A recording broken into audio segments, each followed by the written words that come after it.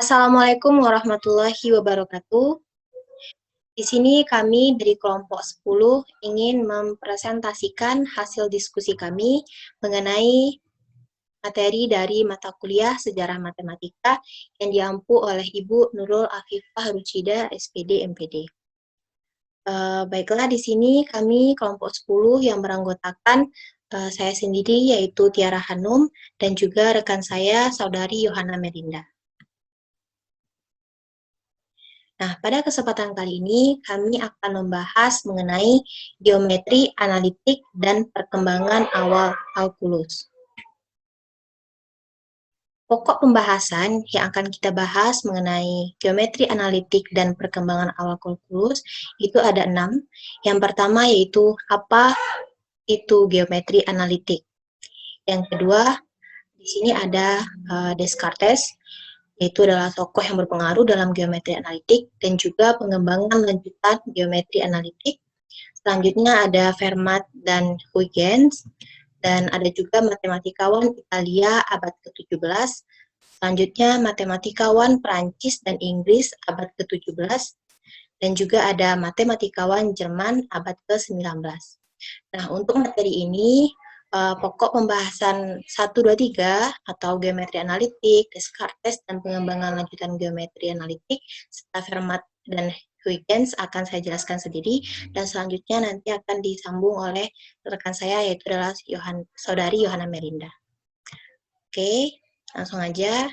Yang pertama yaitu adalah geometri analitik. Pada abad ke-17, ada dua matematikawan Prancis, yaitu René Descartes dan Pierre de Fermat. Mereka menemukan geometri analitik dengan bentuk yang kita kenal sekarang ini. Nah, dikemukakan oleh dua tokoh tersebut, yaitu René Descartes dan Pierre de Fermat, geometri analitik diterapkan pada materi bidang, yaitu penetapan korespondensi antara pasangan terurut, bilangan real, dan titik di bidang, sehingga memungkinkan ada korespondensi antara kurva di bidang dan persamaan di dua variabel. Sehingga untuk setiap kurva di bidang ada persamaan pasti, f(x,y) sama dengan 0, dan untuk setiap persamaan tersebut ada kurva tertentu atau berupa kumpulan titik di bidang.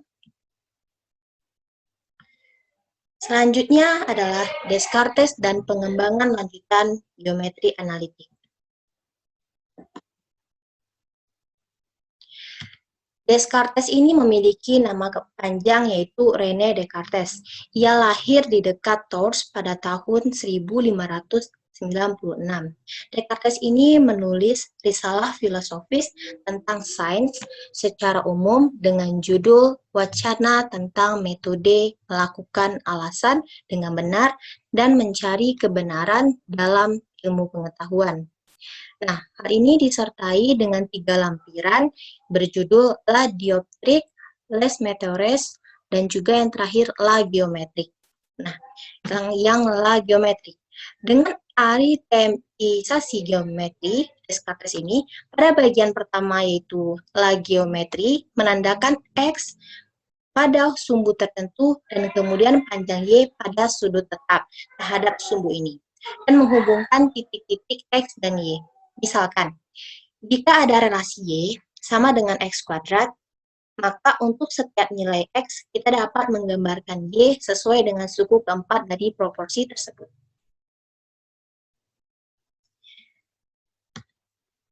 Pada bagian kedua, La Geometri membahas mengenai metode menggambar garis singgung. Misalkan, persamaan dari kurva yang diberikan menjadi f(x,y) sama dengan 0. Dan misalkan, x1 dan y1 menjadi koordinat titik P dari kurva yang ingin kita bangun garis singgungnya. Nah, misal di sini ada Q yang memiliki koordinat x2, 0 menjadi titik pada sumbu X, maka persamaan lingkaran dengan Q sebagai pusat dan melewati P adalah seperti di bawah ini. X dikurang dengan X2 itu dikuadratkan ditambah dengan Y kuadrat. Itu sama dengan X1 dikurang dengan X2 dikuadratkan lalu ditambah dengan Y1 kuadrat. Di sini kita bisa melihat bentuk dari garis singgung. Ada gambar figur 77 ini. Oke. Selanjutnya di sini ada contoh dari garis singgung tadi. Nah, misalnya di sini kita memiliki soal, gambarkan garis singgung dari parabola di titik 1,2. 1,2 ini, yang satu itu adalah X1-nya, dan 2 adalah Y1-nya. Nah, jawabannya itu di sini kita menggunakan persamaan yang sudah dikemukakan tadi. Nah, di sini ada persamaan X dikurang dengan X2, itu kita kuadratkan, ditambah dengan Y kuadrat, sama dengan X1 dikurang X2 dikuadratkan, ditambah dengan Y1 kuadrat. Nah, di sini kita mengetahui ada di sini X1 dan juga Y1. Nah, itu kita ubah X1-nya menjadi 1, seperti yang diketahui oleh soal, dan Y1-nya kita ubah menjadi 2. Nah, selanjutnya kita dapatkan hasil untuk X2-nya, yaitu sama dengan 3. Nah, lingkaran tersebut, nah di sini bisa kita ketahui bahwa lingkaran tersebut memiliki titik pusat 3,0 dan melewati titik 1,2. Oke, selanjutnya adalah perkembangan lanjutan dari geometri analitik. Gagasan mengenai sistem koordinat kutub dikemukakan oleh Jacob Bernoulli. Sistem koordinat lebih lanjut diteliti hingga abad ke-18.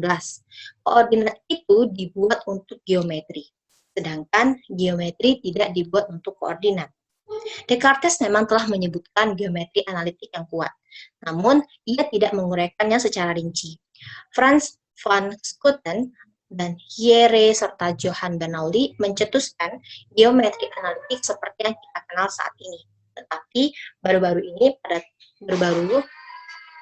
pada tahun 1700, subjek tersebut pertama kali dikembangkan secara sistematis oleh tokoh yang bernama Antoine Parent.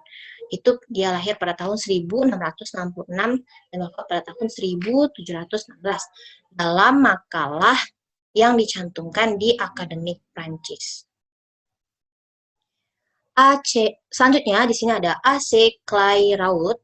Ia merupakan orang pertama yang menulis secara analitis kurva nonpolar di luar angkasa. Kemudian Euler menyempurnakan subjek ini.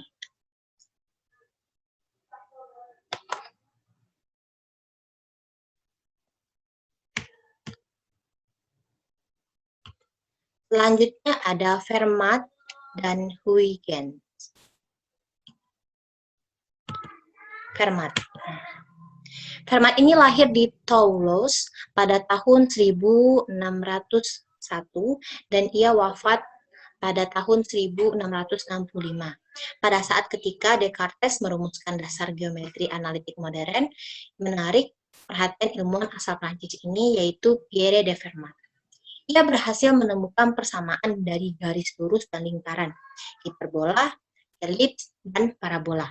Sebelum tahun 1637, dalam sebuah karya mengenai garis singgung dan kuadrat, Fermat banyak mengemukakan kurva baru yang ditentukan oleh persamaan aljabar, yaitu adalah kurva X pangkat M dikali dengan Y pangkat N sama dengan A, dan Y pangkat N sama dengan AX pangkat M, dan R pangkat N sama dengan A theta, yang dikenal dengan hiperbola, parabola, dan spiral Fermat.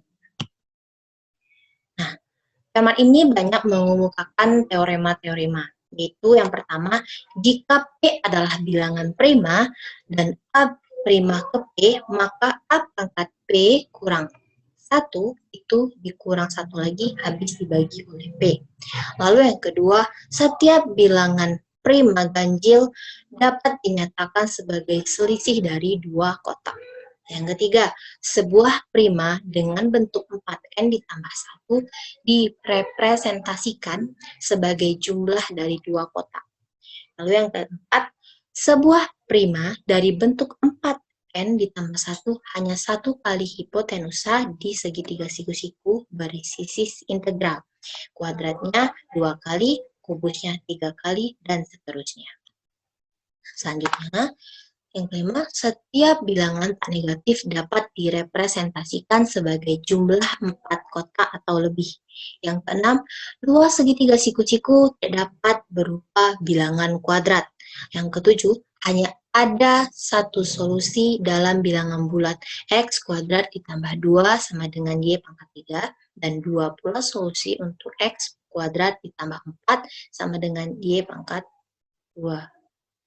Yang ke-8, tidak ada bilangan bulat positif X, Y, Z, sehingga X pangkat 4 ditambah Y pangkat 4 itu sama dengan Z pangkat 2. Lalu yang terakhir, tidak ada bilangan bulat positif X, Y, Z, N, sehingga X pangkat N, Y pangkat N sama dengan Z pangkat N, jika N-nya itu lebih besar dari 2.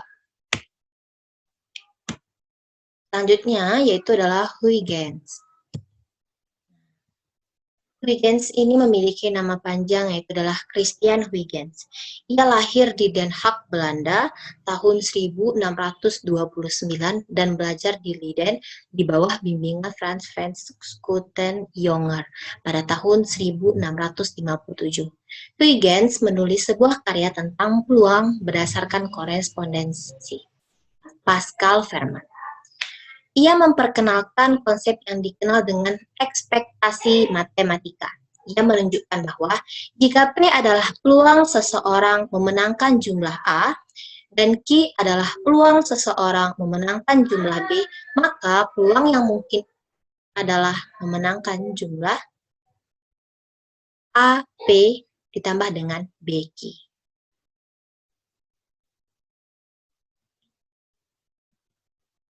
Nah, selanjutnya akan disampaikan oleh rekan saya, yaitu Saudari Yohana Melinda. Kepada Saudari dipersilahkan. Terima kasih kepada moderator. Selanjutnya saya akan membahas mengenai matematikawan Italia pada abad ke-17. Di antaranya pertama ada Galileo, ada Evangelista Torricelli, Vincenzo Viviani, dan Giovanni Domenico Cassini.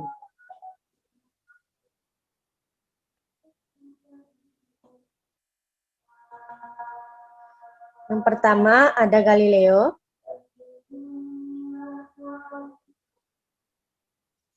Galileo ini menyukai sikloid karena bentuk yang unik dengan adanya lengkungan dalam arsitek. Pada tahun 1599, ia mengemukakan area bawah salah satu lengkungan menyeimbangkan definisi sikloidal dengan definisi melingkar sebesar lingkaran pembangkit.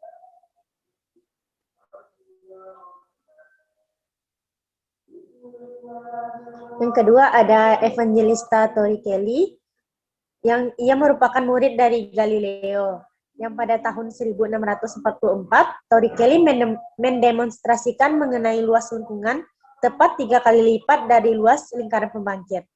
Fermat mengusulkan kepada Torricelli untuk menangkal penambangan sebuah titik di bidang segitiga sedemikian rupa, sehingga jumlah jaraknya dari 3 simpul harus minimum. Pada tahun 1640, Torricelli ini menemukan panjang busur spiral logaritmik. Ia sangat terkenal di bidang fisika, di antara lain penemuannya yaitu nilai percepatan gravitasi, teori proyektil, dan gerakan fluida.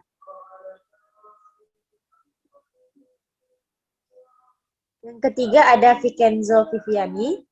Penemuannya di bidang geometri adalah menentukan garis singgung sikloid. Tapi sebelum ini juga telah banyak para matematikawan lain yang memecahkan masalah ini. Ada satu permasalahan yang menarik, yaitu luas sebuah kubah berbentuk bola memiliki 4 jendela yang sama ukurannya sedemikian rupa sehingga sisa permukaannya dapat berbentuk persegi.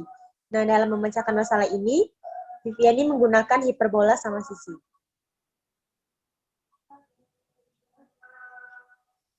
Selanjutnya ada Giovanni Domenico Cassini. Pada tahun 1680, Cassini mengemukakan lokus dari sebuah titik yang produknya merupakan jarak dari 2 fokus yang tetap adalah sebuah konstanta. Cassini ini terkenal dengan kurva Cassinian, yang dimana kurva ini dapat ditemukan sebagai persimpangan torus dengan bidang sejajar dengan sumbu torus.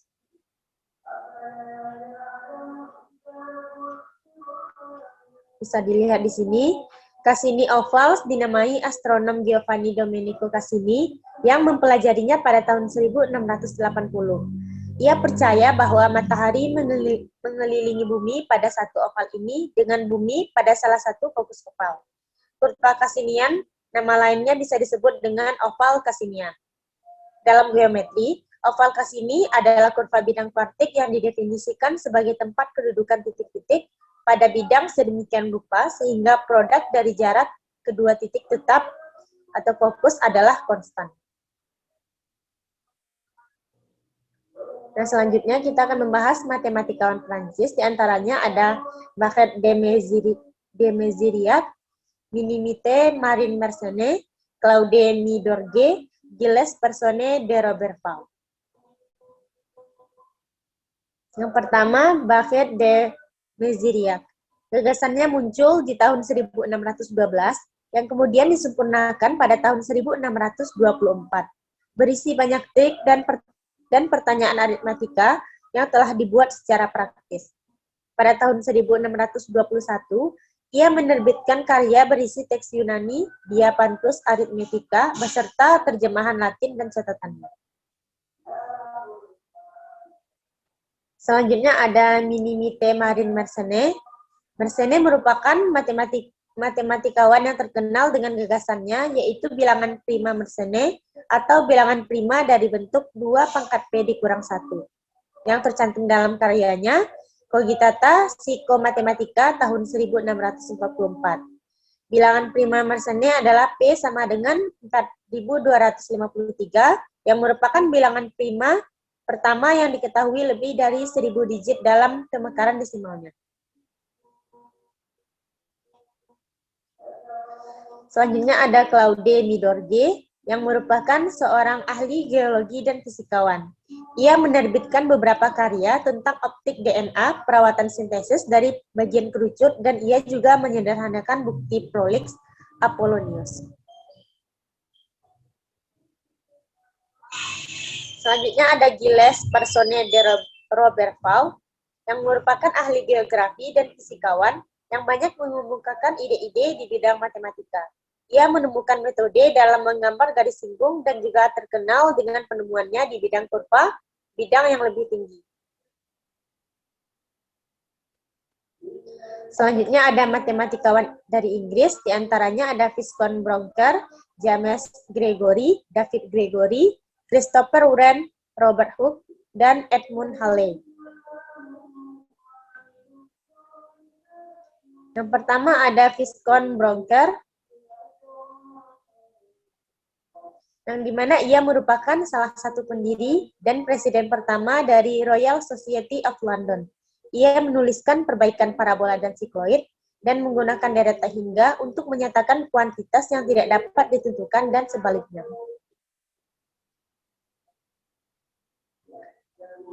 Yang kedua ada James Gregory, yang merupakan matematikawan asal Skotlandia. Ia menjadi profesor matematika berturut-turut pada tahun 1668 dan 1674 di Andrews dan di Edinburgh. Yang dalam matematika, ia mengembangkan deret tak hingga, arcus tan X, dan arcus secant X. Dan ia merupakan orang pertama yang membedakan deret konvergen dan deret divergen. Selanjutnya ada David Gregory, yang merupakan keponakan dari James Gregory. Ia menjabat sebagai guru besar matematika di Edinburgh dari 1684 sampai 1691. Kemudian setelah itu ia diangkat sebagai profesor astronomi Savilian di Oxford, yang menulis tentang optik serta pada geometri dan teori Newtonian.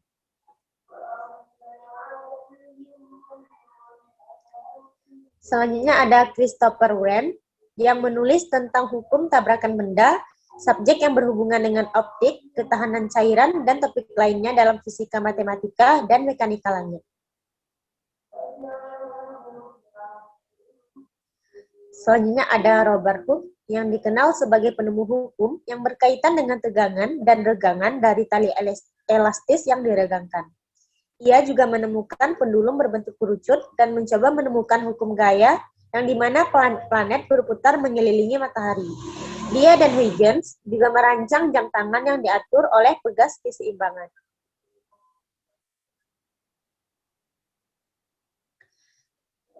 Dan ada Edmund Halley yang atau bisa dipanggil Halley yang merupakan profesor geometri Savilian dan kemudian menjadi astronom kerajaan. Ia memiliki kontribusi yang cukup besar, terutama di bidang astronomi. Ia memiliki sifat yang baik hati dan murah hati. Banyak dari karyanya yang dilakukan pada abad ke-18.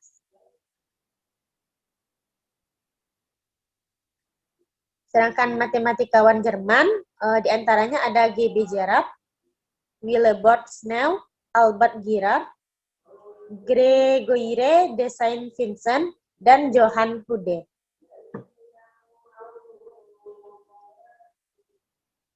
Bahas yang pertama ada G.B. Dirac. Pada tahun 1834, Dirac menemukan transformasi yang mengubah persamaan polinomial derajat ke n dalam X menjadi persamaan polinomial derajat n Y, yang dimana koefisien dari Y pangkat n dikurang 1, Y pangkat n dikurang 2, dan Y pangkat n dikurang 3 semuanya 0. Transformasi ini diterapkan pada polinomial primitif. Yang kedua ada Willibald Snell. Ia terkenal dengan karyanya mengenai pengukuran lingkaran. Yang ketiga ada Albert Girard. Karyanya yang terkenal adalah geometri bola dan trigonometri. Pada tahun 1626, ia menerbitkan sebuah risalah tentang trigonometri yang berisi penggunaan awal untuk singkatan sinus, tan, sekan untuk sinus, dan tangen dan sekan.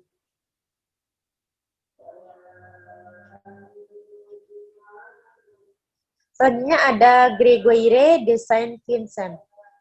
Ia adalah seorang squarer lingkaran terkenal pada abad ke-17.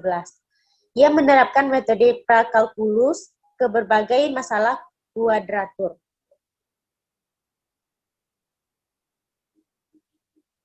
Selanjutnya ada Johann Hude. Tulisannya yang terkenal adalah tentang maksimal dan minima serta teori persamaan. Mungkin sekian dari saya kembalikan kepada moderator.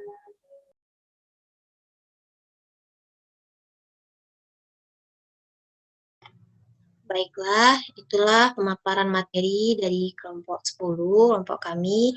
Kami mohon maaf jika ada kesalahan atau kekurangan dari penyampaian yang kami berikan. Dan